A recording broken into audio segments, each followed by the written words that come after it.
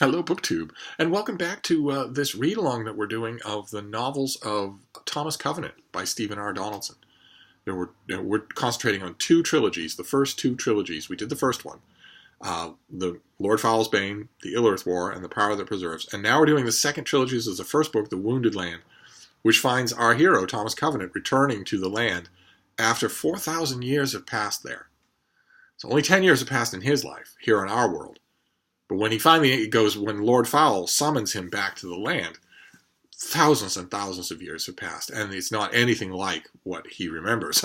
he goes there with a human doctor named Lyndon Avery, and is immediately confronted with a completely different world, in which a world that is terrorized by something called the Sunbane, where the sun is different every few days.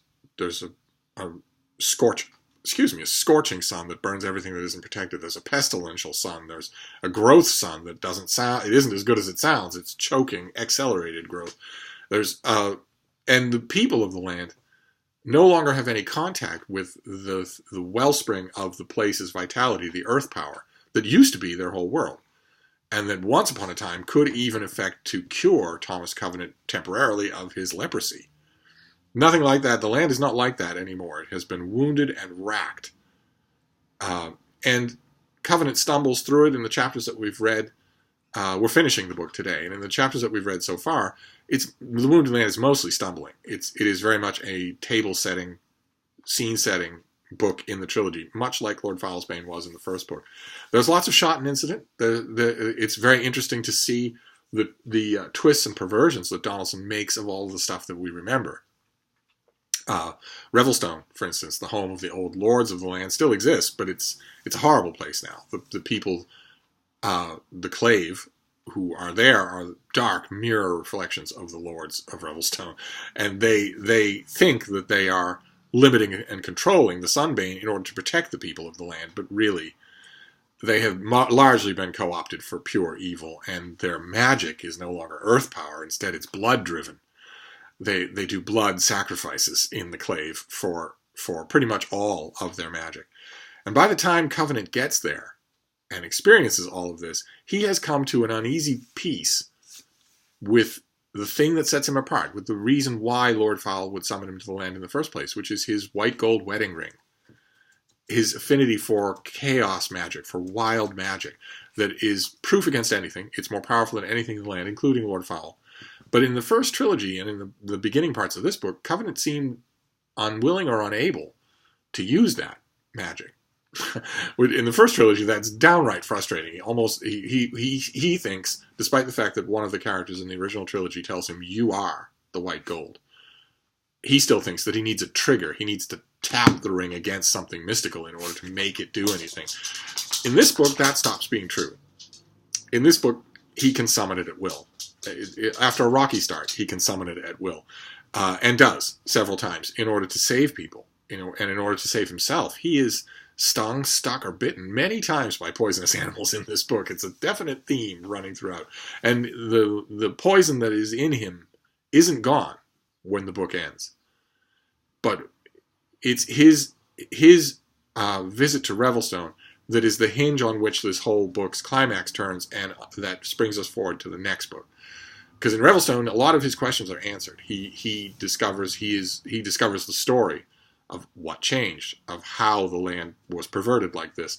That Lord Fowl eventually, we see him almost completely stripped of power at the end of the Power That Preserves, but that power comes back, and so does he. And he slowly, over the course of centuries, perverts the lords into the clave. So slowly and so gradually and with such amount of psychological insight that they don't even realize it's happening. And some of them, as we're told, in every generation, many of the members of the clave are genuinely good people who don't even realize that they're being used for evil and that evil is happening because of them. They have slowly acclimated to this dark world of blood magic. And Covenant is outraged by it and needs a purpose. He needs a reason, something to do. Earlier in the one of the most effective chapters, the ones that we read last time, he visits the magical realm of Andalane sort of the heart of the old land, the purest, most beautiful place there. And there he meets ghosts of characters that we've known, who offer him a bit of advice and give him a gift. And the gift is a humanoid named Vane, who appears, completely black from head to toe and completely invulnerable to harm, and who doesn't speak. We're told that his purpose is his own, but that it is a good purpose. And Vane accompanies Thomas Covenant for the rest of the series. He accompanies him to Revelstone, along with a couple of other people and Lyndon Avery. And when they're at Revelstone, Vane suddenly, at one point, goes down a corridor to an apparent dead end, works a bunch of magic on the wall, and opens a doorway that the clave very much wanted closed and sealed. And inside he finds the heels of the old Staff of Law. In the original trilogy, the Staff of Law was one of the most powerful things. It's the thing that originally summons Thomas Covenant to the land. It's one of the most powerful artifacts for the lords of the land to work good. It's a mighty staff, a mighty magical talisman. And in the third book, The Power That Preserves, the white magic actually reduces it to ash, except for its metal ends, its ornately carved metal ends. Those don't incinerate like the wood does, and they are brought to Revelstone. And it's been thousands of years that they have been there. And Vane finds those metal bands that were part of the Staff of Law and puts them on his own body, one on a wrist and one on an ankle. Totally inscrutable, but it lines up well with Thomas Covenant's mission. He comes up with a mission, and that mission is to reforge the Staff of Law. It occurs to him gradually, and as he learns more about the land and the Sunbane, that all of it is because the Staff of Law was destroyed. That's why all of these profanations are possible. And later on, Lyndon Avery realizes that it's not the sun, of course, it's earth power that is warping.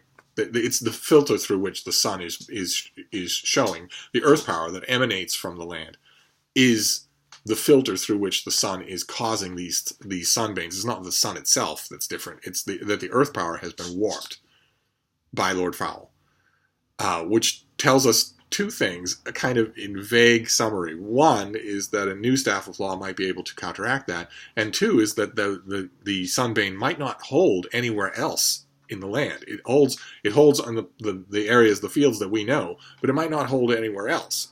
You might be able to escape its limit, in other words. And there are lots of adventures when Covenant is in Revelstone. He meets the Harukai, or mountain-dwelling people who, in the original trilogy, were the people from whose ranks were drawn the Bloodguard, the unsleeping, immortal guardians of the lords of the land. There are no Bloodguard anymore, but there are still Harukai. And in Andalane, when Covenant meets the Bloodguard who was once his friend, Banner, the most that Banner tells him is, "Redeem my people. Their plight is an abomination." And when Covenant gets to Revelstone, he realizes what that plight is, which is that the Bloodguard, or the Harukai, are being sacrificed. Their blood is extremely potent, he's told. He frees them, and he defeats the clave, at least temporarily. And he and his friends set out on this madcap idea to somehow find the one tree from which the original Staff of Law was carved, and carve another one, without any idea how to do that. And in the final chapters of the book, they get a Deus Ex Machina, which Donaldson has a sweet tooth for. There's hardly a chapter where something like that doesn't happen, where something doesn't fall out of the sky to help people. And in this case, it's something that must have had the original readers of this trilogy cheering. It's giants. In the original trilogy, we meet a giant, Saltheart Foamfollower, and we're told all about other giants who live on the far east coast of the land and who settled there after sailing to the land across the sea from a place even further away. In the end of this book, we meet the Search, a ship of giants armed for war who have sensed the perversion of the Sunbane and come to the land. They have voyaged to the land to find out about it and to offer their help if it's wanted. It most certainly is not wanted by the perverted land that we meet, but Covenant couldn't be happier.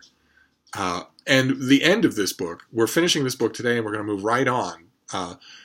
The end of this book is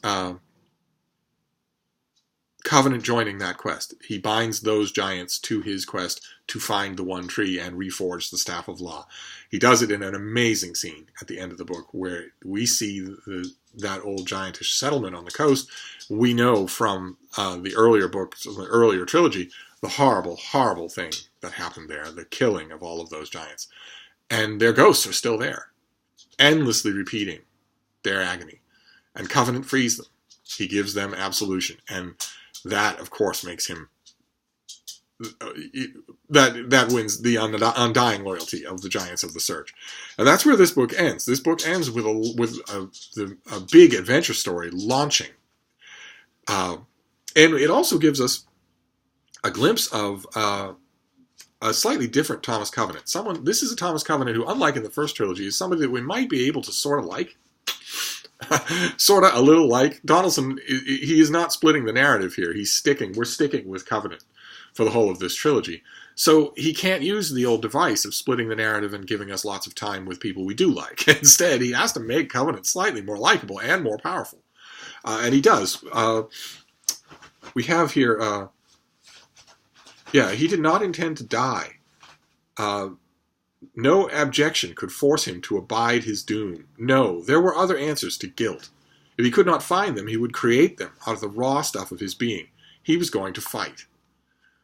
That's the glimpse of a character who knows all the horrible things that he's done in the previous trilogy and in his life, and who's trying to make it right. Who's trying to be a better person despite all that. And that's a Covenant that I can certainly stand to read about more often. Of course, there's a downside, which is that I don't think that Donaldson is really up to writing a strong female character in the sense of Lyndon Avery. We definitely get the leader of the Search, the giantess leader of the Search, is a woman, and a fantastic character. But Lyndon Avery, we'll talk about Lyndon Avery. We'll go on to talk about her.